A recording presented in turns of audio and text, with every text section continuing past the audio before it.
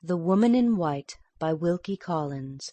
Read by Tim Bulkley of BigBible.org.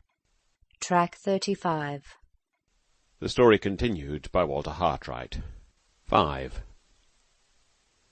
The last notes of the introduction to the opera were being played, and the seats in the pit were all filled when Pesca and I reached the theatre. There was plenty of room, however, in the passage that ran round the pit, precisely the position best calculated to answer the purpose for which I was attending the performance. I went first to the barrier separating us from the stalls, and looked for the Count in that part of the theatre. He was not there. Returning along the passage on the left-hand side from the stage, and looking about me attentively, I discovered him in the pit. He occupied an excellent place, some 12 or 14 seats from the end of a bench, within 3 rows of the stalls. I placed myself exactly on a line with him, Pesca standing by my side. The Professor was not yet aware of the purpose for which I had brought him to the theatre, and he was rather surprised that we did not move nearer to the stage. The curtain rose, and the opera began. Throughout the whole of the first act we remained in our position, the Count absorbed by the orchestra and the stage, never casting so much as a chance glance at us. Not a note of Donizetti's delicious music was lost on him. There he sat, high above his neighbours, smiling and nodding his great head enjoyingly from time to time. When the people near him applauded at the close of an air, as an English audience in such circumstances always will applaud, without the least consideration for the orchestral movement which immediately followed it, he looked around at them with an expression of compassionate remonstrance, and held up one hand with a gesture of polite entreaty. At the more refined passages of the singing, at the more delicate phrases of the music, which passed unapplauded by others, his fat hands, adorned with perfectly fitting black kid gloves, softly patted each other, in token of the cultivated appreciation of a musical man. At such times his oily murmur of approval, "Bravo, bra," hummed through the silence, like the purring of a great cat. His immediate neighbours on either side, hearty, ruddy-faced people from the country, basking amazedly in the sunshine of fashionable London, seeing and hearing him, began to follow his lead. Many a burst of applause from the pit that night started from the soft, comfortable patting of the black-gloved hands. The man's voracious vanity devoured this implied tribute to his local and critical supremacy with an appearance of the highest relish. Smiles rippled continuously over his fat face. He looked about him at the pauses in the music, serenely satisfied with himself and his fellow creatures. Yes, yes, these barbarous English people are learning something from me. Here, there, and everywhere, I, Fosco, am an influence that is felt, a man who sits supreme. If ever a face spoke, his face spoke then, and that was its language. The curtain fell on the first act, and the audience rose to look about them. This was the time I had waited for, the time to try if Pesca knew him. He rose with the rest, and surveyed the occupants of the boxes grandly with his opera glass. At first his back was turned towards us, but he turned round in time to our side of the theatre, and looked at the boxes above us, using his glass for a few minutes, then removing it, but still continuing to look up. This was the moment I chose, when his full face was in view, for directing Pesca's attention to him. "Do you know that man?" I asked. "Which man, my friend?" "The tall, fat man, standing there with his face towards us." Pesca raised himself on tiptoe and looked at the Count. "No," said the Professor. "The big, fat man is a stranger to me. Is he famous? Why do you point him out?" "Because I have particular reasons for wishing to know something of him. He is a countryman of yours. His name is Count Fosco. Do you know that name?" "Not I, Walter. Neither the name nor the man is known to me." "You're quite sure you don't recognize him? Look again. Look carefully. I'll tell you why I'm so anxious about it when we leave the theatre." Stop. Let me help you up here, where you can see him better. I helped the little man to perch himself on the edge of the raised dais upon which the pit seats are placed. His small stature was no hindrance to him. Here he could see over the heads of the ladies who were seated near the outermost part of the bench. A slim, light-haired man standing by us, whom I had not noticed before, a man with a scar on his left cheek, looked attentively at Pesca as I helped him up, and then looked still more attentively, following the direction of Pesca's eyes, at the Count. Our conversation might have reached his ears, and might, as it struck me, have roused his curiosity. Meanwhile, Pesca fixed his eyes earnestly on the broad, full, smiling face turned a little upwards exactly opposite to him. "No," he said, "I've never set my two eyes on that big fat man before in all my life." As he spoke, the Count looked downwards towards the boxes behind us on the pit tier. The eyes of the two Italians met. The instant before, I had been perfectly satisfied from his own reiterated assertion that Pesca did not know the Count.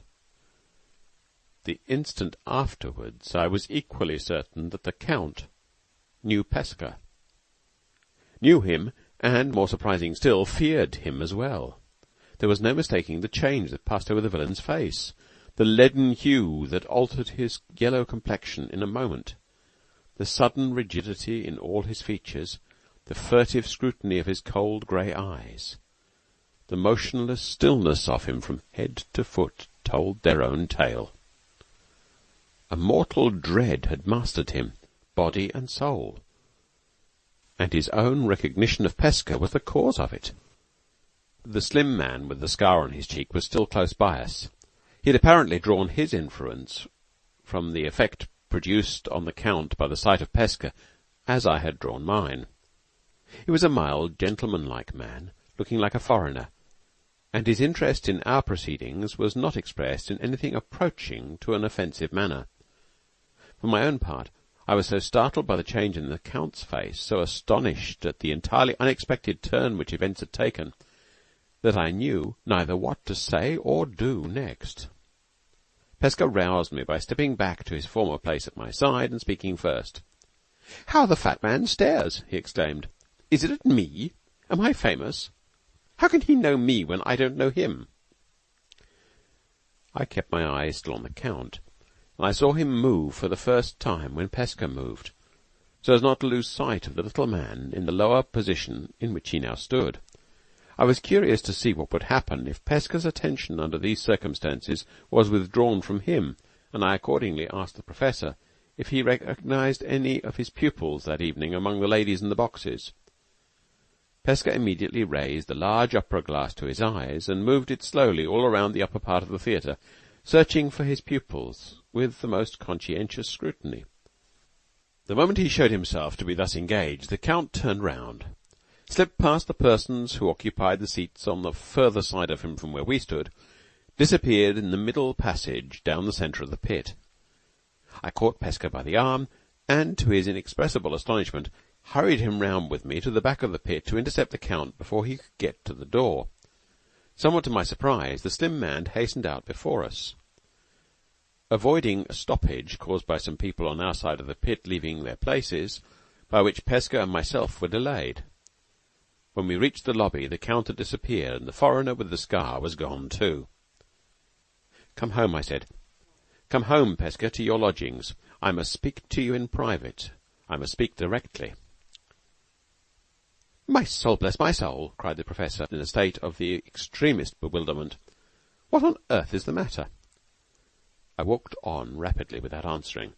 The circumstances under which the Count had left the theatre suggested to me that his extraordinary anxiety to escape Pesca might carry him to further extremities still.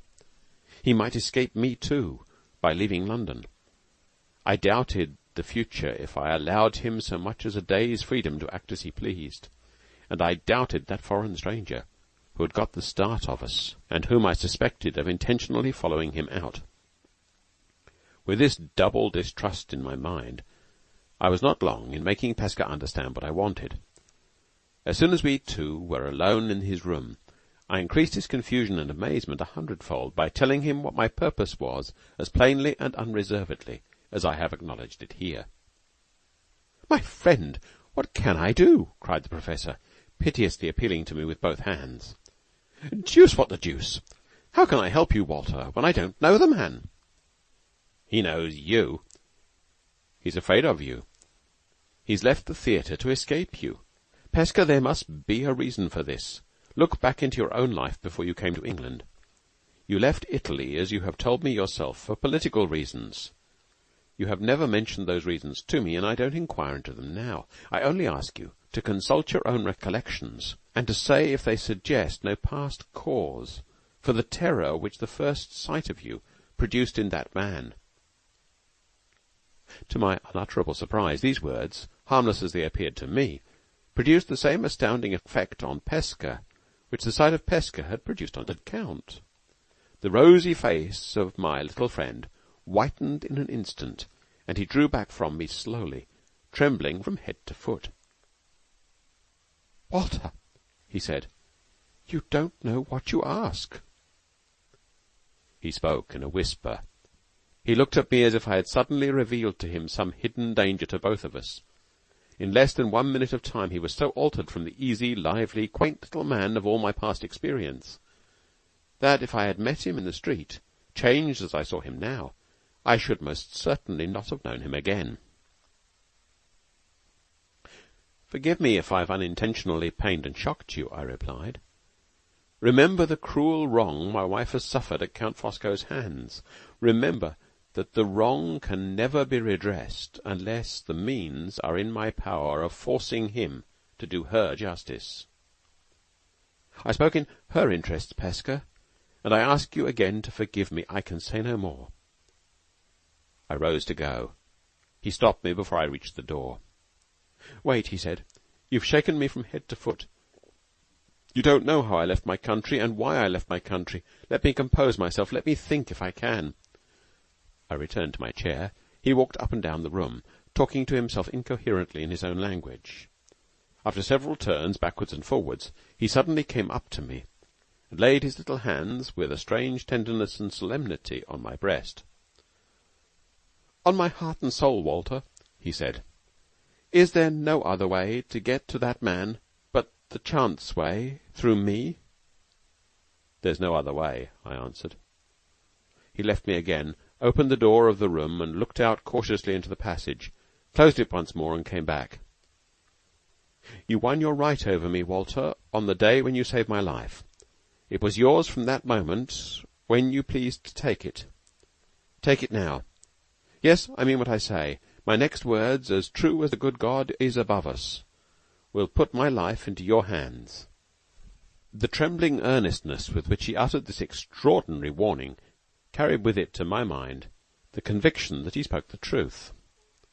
"Mind this," he went on, shaking his hands at me in the vehemence of his agitation. "I hold no thread in my own mind between that man Fosco and the past time which I call back to me for your sake. If you find the thread, keep it to yourself. Tell me nothing. On my knees I beg and pray. Let me be ignorant, let me be innocent, let me be blind to all the future as I am now." He said a few words more, hesitatingly and disconnectedly, then stopped again. I saw that the effort of expressing himself in English, on an occasion too serious to permit him to use the quaint turns and phrases of his ordinary vocabulary, was painfully increasing the difficulty he had felt from the first in speaking to me at all. Having learned to read and understand his native language, though not to speak it, in the earliest days of our intimate companionship, I now suggested to him that he should express himself in Italian, while I used English in putting any questions which might be necessary to my enlightenment. He accepted the proposal, in his smooth-flowing language, spoken with a vehement agitation which betrayed itself in the perpetual working of his features, in the wildness and the suddenness of his foreign gesticulations, but never in raising of his voice. I now heard the words which armed me to meet that last struggle that is left for this story to record. It is only right to mention here that I repeat Pesco's statement to me, with the careful suppressions and alterations which the serious nature of the subject and my own sense of duty to my friend demand. My first and last concealments from the reader are those which caution renders absolutely necessary in this portion of the narrative. "You know nothing of my motive for leaving Italy," he began, "except that it was for political reasons. If I had been driven to this country by the persecution of my government, I should not have kept those reasons a secret from you or from anyone. I have concealed them because no government authority has pronounced the sentence of my exile. You have heard, Walter, of the political societies that are hidden in every great city on the continent of Europe. To one of those societies I belonged in Italy, and belong still in England. When I came to this country, I came by the direction of my chief. I was overzealous in my younger time. I ran the risk of compromising myself and others. For those reasons I was ordered to emigrate to England and to wait. I emigrated. I have waited. I wait still. Tomorrow I may be called away. 10 years hence I may be called away. It's all one to me. I'm here, I support myself by teaching, and I wait. I violate no oath, you shall hear why presently, in making my confidence complete by telling you the name of the society to which I belong. All I do is put my life in your hands. If what I say to you now is ever known by others to have passed my lips, as certainly as we two sit here, I am a dead man." He whispered the next words in my ear. I keep the secret which he thus communicated. The society to which he belonged will be sufficiently individualized for the purposes of these pages, if I call it the Brotherhood, on the few occasions when any reference to the subject will be needed in this place. The object of the Brotherhood, Pesca went on, is, briefly, the object of other political societies of the same sort, the destruction of tyranny and the assertion of the rights of the people. The principles of the Brotherhood are two. As long as a man's life is useful, or even harmless only, he has the right to enjoy it. But if his life inflicts injury on the well-being of his fellow men, from that moment he forfeits the right, and it is not only no crime, but a positive merit to deprive him of it. It's not for me to say in what frightful circumstances of oppression and suffering this society took its rise. It is not for you to say, you Englishmen, who have conquered your freedom so long ago, that you have conveniently forgotten what blood you shed, and what extremities you proceeded to in the conquering. It is not for you to say how far the worst of all exasperations may or may not carry the maddened men of an enslaved nation. The iron that has entered into our souls has gone too deep for you to find it. Leave the refugee alone. Laugh at him, distrust him, open your eyes in wonder at that secret self which smoulders in him, sometimes under the everyday respectability and tranquillity of a man like me, sometimes under the grinding poverty, the fierce squalor of men less lucky, less pliable, less patient than I am. But judge us not. In the time of your first Charles, you might have done us justice. The long luxury of your own freedom has made you incapable of doing us justice now. All the deepest feelings of his nature seemed to force themselves to the surface in those words. All his heart was poured out to me for the first time in our lives, but still his voice never rose. Still his dread of the terrible revelation he was making to me never left him. So far, he resumed, you think the society like other societies. Its object, in your English opinion, is anarchy and revolution. It takes the life of the bad king and the bad minister, as if the one and the other were dangerous wild beasts to be shot at the first opportunity. I grant you this, but the laws of the Brotherhood are the laws of no other political society on the face of the earth. The members are not known to one another. There is a president in Italy, there are presidents abroad. Each of these has his secretary. The presidents and secretaries know the members, but the members among themselves are all strangers, until their chiefs see fit, in the political necessity of the time, or in the private necessity of the society, to make them known to each other. With such a safeguard as this, there is no oath among us on admittance. We are identified with the Brotherhood by a secret mark which we all bear, and which lasts while our lives last. We are told to go about our ordinary business, and to report ourselves to the President or the Secretary 4 times a year. In the event of our services being required, we are warned if we betray the Brotherhood or if we injure it by serving other interests, that we die by the principles of the Brotherhood, die by the hand of a stranger who may be sent from the other end of the world to strike the blow, or by the hand of our own bosom friend, who may have been a member unbeknown to us through all the years of our intimacy. Sometimes the death is delayed. Sometimes it follows close on the treachery. It is our first business to know how to wait. Our second business to know how to obey when the word is spoken. Some of us may wait our lives through, and not be wanted. Some of us may be called to the work, or to the preparation for the work, the very day of our admission. I myself, the little easy, cheerful man you know, who of his own accord would hardly lift up his handkerchief to strike down the fly that buzzes around his face, I, in my younger time, under provocation so dreadful that I will not tell you of it, entered the Brotherhood by an impulse, as I might have killed myself by an impulse. I must remain in it now. It has got me, whatever I may think of it, in my better circumstances and my cooler manhood, to my dying day. While I was still in Italy, I was chosen secretary, and all the members of that time who were brought face to face with my president were brought face to face also with me. I began to understand him. I saw the end towards which his extraordinary disclosure was now tending. He waited a moment, watching me earnestly, watching till he had evidently guessed what was passing in my mind, before he resumed.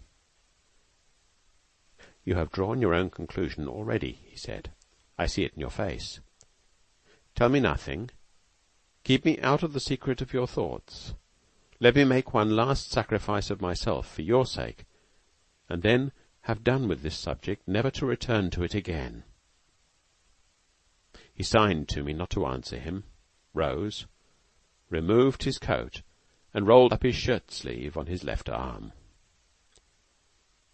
"I promised you that this confidence would be complete," he whispered, speaking close at my ear, with his eyes looking watchfully at the door. "Whatever comes of it, you shall not reproach me with having hidden anything from you which it was necessary to your interests to know. I have said that the Brotherhood identifies its members by a mark which lasts for life. See the place, and the mark on it for yourself."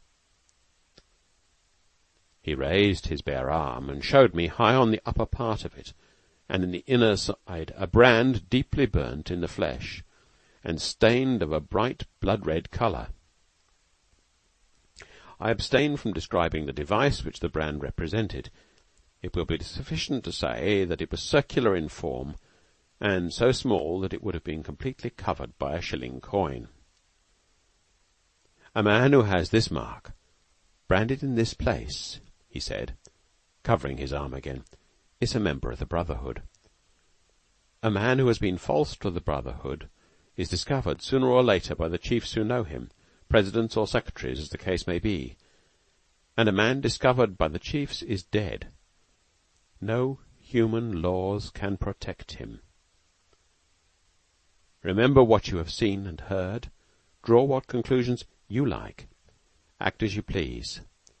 But, in the name of God, whatever you discover, whatever you do, tell me nothing.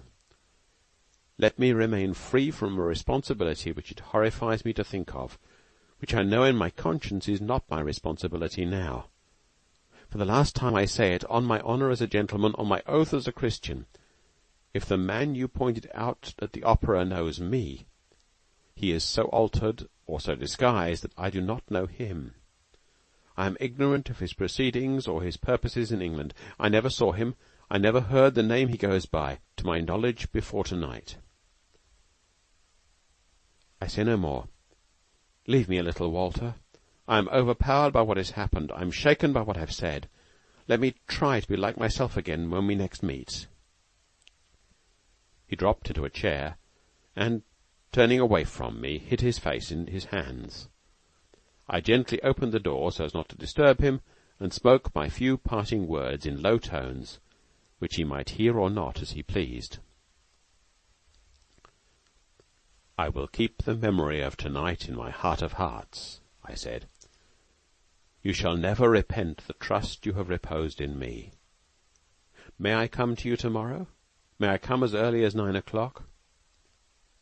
"Yes, Walter," he replied, looking up at me kindly, and speaking in English once more, as if his one anxiety now was to get back to our former relations towards each other. "Come to my little bit of breakfast before I go my ways among the pupils that I teach. Good night, Pesca. Good night, my friend." 6. My first conviction, as soon as I found myself outside the house, was that no alternative was left to me but to act at once on the information I had received, to make sure of the Count that night, or to risk the loss, if I only delayed till the morning, of Laura's last chance. I looked at my watch. It was 10 o'clock. Not the shadow of a doubt crossed my mind of the purpose for which the Count had left the theatre. His escape from us that evening was beyond all question the preliminary only to his escape from London. The mark of the Brotherhood was on his arm. I felt as certain of it as if he had shown me the brand. And the betrayal of the Brotherhood was on his conscience. I had seen it in his recognition of Pesca. It was easy to understand why that recognition had not been mutual. A man of the Count's character would never risk the terrible consequences of turning spy without looking to his personal security quite as carefully as he looked to his golden reward. The shaven face, which I had pointed out at the opera, might have been covered by a beard in Pesca's time. His dark brown hair might be a wig. His name was evidently a false one. The accident of time might have helped him as well. His immense corpulence might have come with his later years. There was every reason why Pesca should not have known him again. Every reason also why he should have known Pesca, whose singular personal appearance had made a marked man of him, go where he might. I have said that I felt certain of the purpose in the Count's mind when he escaped us at the theatre. How could I doubt it, when I saw with my own eyes that he believed himself, in spite of the change in his appearance, to have been recognized by Pesca, and to be therefore in danger of his life? If I could get speech of him that night, if I could show him that I, too, knew of the mortal peril in which he stood, what result would follow? Plainly this. One of us must be the master of the situation. One of us must inevitably be at the mercy of the other. I owed it to myself to consider the chances against me before I confronted them. I owed it to my wife to do all that lay in my power to lessen the risk. The chances against me wanted no reckoning up. They were all merged in one. If the Count discovered by my own avowal that the direct way to his safety lay through my life, he was probably the last man in existence who would shrink from throwing me off my guard and taking that way when he had me alone within his reach. The only means of defence against him on which I could at all rely to lessen the risk presented themselves, after a little careful thinking, clearly enough. Before I had made any personal acknowledgment of my discovery in his presence, I must place the discovery itself where it would be ready for instant use against him, and safe from any attempt at suppression on his part. If I laid the mine under his feet before I approached him, and if I left instructions with a third person to fire it on the expiration of a certain time, unless directions to the contrary were previously received under my own hand or from my own lips, in that event the Count's security was absolutely dependent upon mine, and I might hold the vantage ground over him securely, even in his own house. This idea occurred to me when I was close to the new lodgings which we had taken on returning from the seaside. I went in without disturbing anyone by the help of my key. A light was in the hall, and I stole up with it to my workroom, to make my preparations, and absolutely commit myself to an interview with the Count before either Laura or Marion could have the slightest suspicion of what I intended to do. A letter addressed to Pesca presented the surest measure of precaution which it was now possible for me to take. I wrote as follows: The man whom I pointed out to you at the opera is a member of the Brotherhood, and has been false to his trust. Put both these assertions to the test instantly. You know the name he goes by in England. His address is No. 5 Forest Road, St. John's Wood. On the love you once bore me, use the power entrusted to you without mercy and without delay against that man. I have risked all and lost all, and the forfeit of my failure has been paid with my life. I signed and dated these lines, enclosed them in an envelope, and sealed it up. On the outside I wrote this direction: Keep the enclosure unopened until 9 o'clock tomorrow morning. If you do not hear from me or see me before that time, break the seal when the clock strikes and read the contents. I added my initials and protected the whole by enclosing it in a second sealed envelope addressed to Pesca at his lodgings. Nothing remained to be done after this but to find the means of sending my letter to its destination immediately. I should then have accomplished all that lay in my power. If anything happened to me in the Count's house, I had now provided for his answering it with his life. That the means of preventing his escape under any circumstances whatever were at Pesca's disposal if he chose to exert them, I did not for an instant doubt. The extraordinary anxiety which he had expressed to remain unenlightened as to the Count's identity, or in other words, to be left uncertain enough about facts to justify him to his own conscience in remaining passive, betrayed plainly that the means of exercising the terrible justice of the Brotherhood were ready to his hand. Although, as a naturally humane man, he had shrunk from plainly saying as much in my presence. The deadly certainty which the vengeance of foreign political societies can hunt down a traitor to the cause, hide himself where he may, has been too often exemplified, even in my superficial experience, to allow any doubt.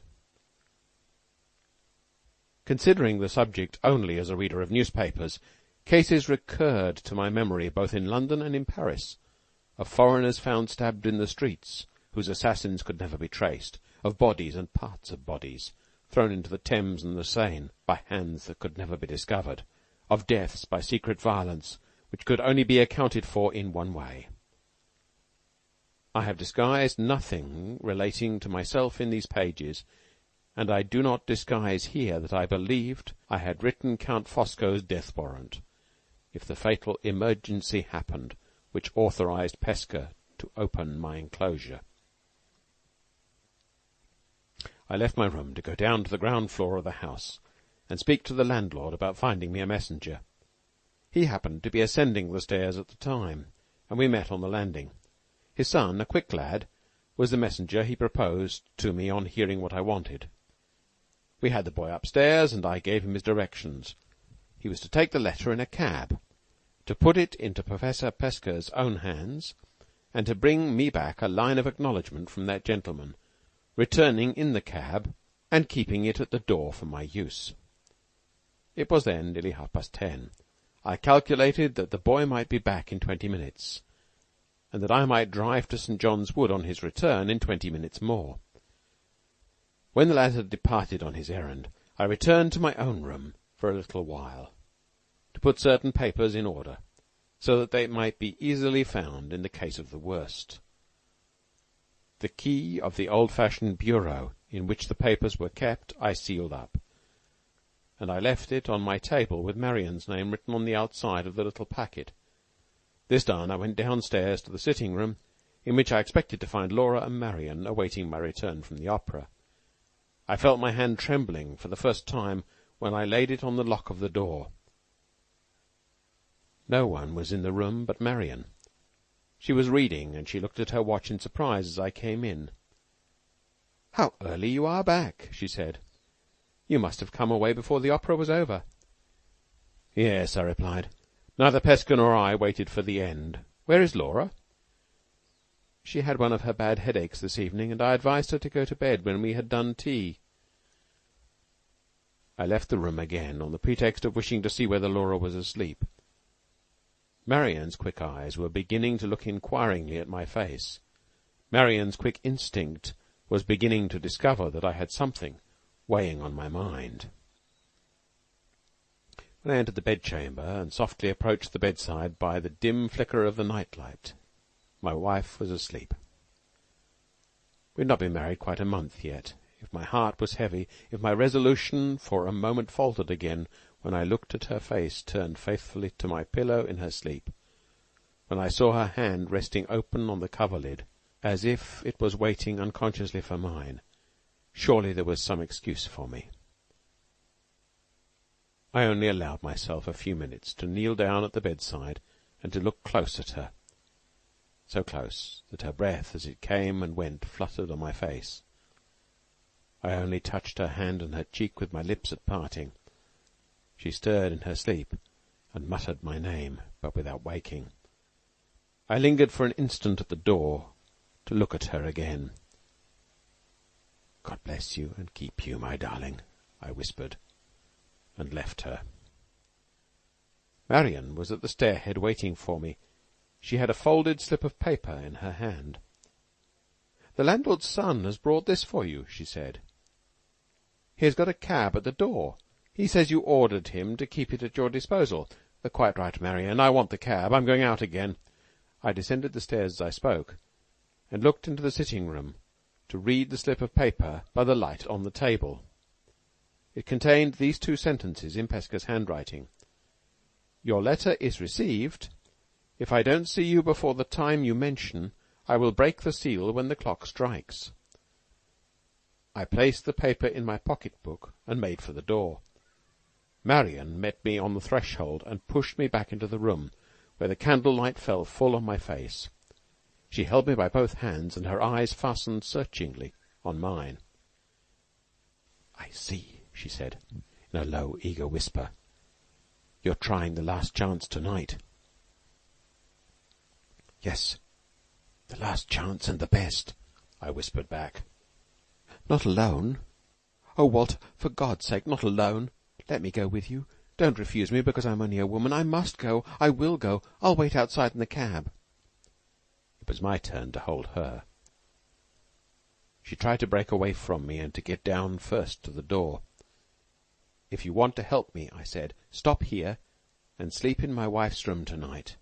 Only let me go away with my mind easy about Laura, and I answer for everything else. Come, Marian, give me a kiss and show that you have the courage to wait until I come back." I dared not allow her time to say a word more. She tried to hold me again. I unclasped her hands and was out of the room in a moment. The boy below heard me on the stairs and opened the hall door. I jumped into the cab before the driver could get off the box. "Forest Road, St. John's Wood," I called to him through the front window. "Double fare if you get there in a quarter of an hour." "I'll do it, sir." I looked at my watch. 11 o'clock. Not a minute to lose. The rapid motion of the cab, the sense that every instant was now bringing me nearer to the Count, the conviction that I was embarked at last without let or hindrance on my hazardous enterprise, heated me into such a fever of excitement that I shouted to the man to go faster and faster. As we left the streets and crossed St. John's Wood Road, my impatience so completely overpowered me that I stood up in the cab and stretched my head out of the window to see the end of the journey before we reached it. Just as the church clock in the distance struck the 1:15, we turned into Forest Road. I stopped the driver a little way from the Count's house, paid and dismissed him, and walked on to the door. As I approached the garden gate, I saw another person advancing towards it also from the direction opposite to mine. We met under the gas lamp in the road, and looked at each other. I instantly recognized the light-haired foreigner from the scar on his cheek, and I thought he recognized me. He said nothing, and instead of stopping at the house as I did, he slowly walked on. Or had he followed the Count home from the opera? I did not pursue those questions. After waiting a little till the foreigner had slowly passed out of sight, I rang the gate bell. It was then 20 minutes past 11, late enough to make it quite easy for the Count to get rid of me by the excuse that he was in bed. The only way of providing against this contingency was to send him in my name without asking any preliminary questions, and to let him know at the same time that I had a serious motive for wishing to see him at that late hour. Accordingly, while I was waiting, I took out my card and wrote under my name, "On important business." The maidservant answered the door while I was writing the last word in pencil, and asked me distrustfully what I pleased to want. "Be so good as to take that to your master," I replied, giving her the card. I saw by the girl's hesitation of manner that if I had asked for the Count in the first instance, she would only have followed her instructions by telling me he was not at home. She was staggered by the confidence with which I gave her the card. After staring at me in great perturbation, she went back into the house with my message, closing the door, and leaving me to wait in the garden. In a minute or so she reappeared. "Her master's compliments, and would I be so obliging as to say what my business was?" "Take my compliments back," I replied, "and say that my business cannot be mentioned to any one but your master." She left me again, and again returned, and this time asked me to walk in. I followed her at once. In another moment I was inside the Count's house. End of Track 35.